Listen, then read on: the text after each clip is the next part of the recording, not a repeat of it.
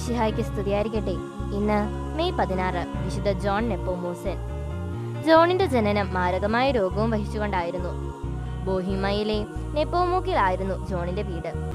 അവന്റെ മാതാപിതാക്കൾ ദൈവവിശ്വാസമുള്ളവരായിരുന്നു.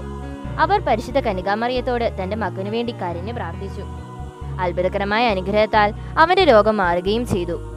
ചെറിയ പ്രായം മുതൽ തന്നെ വിശുദ്ധ ജോൺ നെപ്പോമൂസൻ യേശുവിനെ സ്വന്തം നാഥനും ദൈവവുമായി സ്വീകരിച്ചു. ഇന്നും ദേവാലയത്തിൽ പോവുകയും പ്രാർത്ഥനകളിൽ ഉറച്ച വിശ്വാസത്തോടെ പങ്കാളിയാവുകയും ചെയ്തു. വൈകാതെ ജോൺ ഒരു പുരോഹിതനായി. ബൊഹീമയിലെ രാജാവായിരുന്ന വെഞ്ചസ്ലാസ് ഒരിക്കൽ ജോണിനെ നോമ്പുകാല പ്രസംഗത്തിനായി കൊട്ടാരത്തിലേക്ക് ക്ഷണിച്ചു. യുവാവായ രാജാവ് മദ്യപാനിയും അലസനുമായിരുന്നു. ജെയിൻ എന്നായിരുന്നു രാജാവിന്റെ പത്നിയുടെ പേര്. രാജ്ഞിയായ അവർ വളരെ വിശുദ്ധമായ ജീവിതമായിരുന്നു നയിച്ചിരുന്നത്. രാജാവ് അവളെ ഏറെ സ്നേഹിച്ചിരുന്നു. എന്നാൽ അവളുടെ അമിതഭക്തി അയാൾക്ക് ഇഷ്ടപ്പെട്ടില്ല. രാജ്ഞിയുടെ ജീവിതത്തിൽ അയാൾക്ക് ചില സംശയങ്ങൾ തോന്നി. അവൾ കുമ്പസാരിച്ചിരുന്ന പുരോഹിതൻ ജോണായിരുന്നു.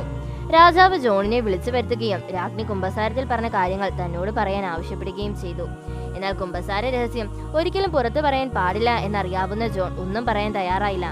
ജോൺ കുമ്പസാര രഹസ്യം പറയുന്നതുവരെ പീഡനമേൽപ്പിക്കാൻ രാജാവ് കൽപ്പിച്ചു. മർദ്ദനങ്ങൾ ആരംഭിച്ചു. പീഡനങ്ങളെല്ലാം സഹിച്ച് ജോൺ യേശുവിന്റെ നാമത്തിൽ അവയെല്ലാം സഹിച്ചു. എത്ര ശ്രമിച്ചിട്ടും കുമ്പസാര രഹസ്യം ജോൺ പറയാൻ തയ്യാറായില്ല. ഇത് കണ്ടപ്പോൾ രാജാവ് ജോണിനെ ചുട്ടുകൊന്ന ശേഷം മൃതദേഹം പുഴയിലെറിഞ്ഞു. 1729 പോപ്പ് ഇന്നസെന്റ് 13 പാപ്പ ജോണിനെ വിശുദ്ധനായി പ്രഖ്യാപിച്ചു.